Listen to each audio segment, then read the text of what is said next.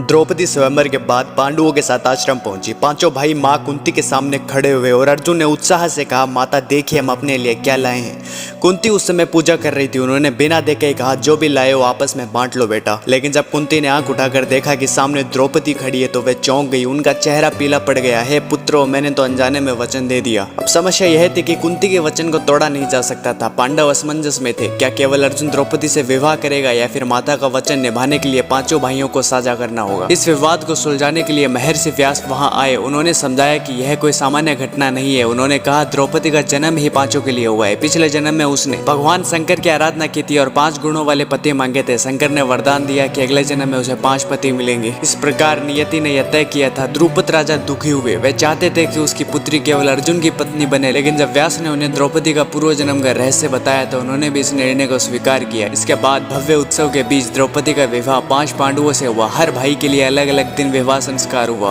और इस प्रकार द्रौपदी पांचों की सामूहिक पत्नी बनी। लेकिन यही घटना आगे चलकर महाभारत के युद्ध का एक महत्वपूर्ण कारण बनी, क्योंकि जब यह समाचार हस्तिनापुर पहुंचा, धृतराष्ट्र, भीम और कौरवों के बीच भारी हलचल मच गई। दुर्योधन और शकुन ने इसे अपमान समझा। पांचों भाइयों की एक ही पत्नी, यह तो अधर्म है। यहीं से ईर्ष्या, राजनीति और प्रतिशोध की एक और आग भड़की।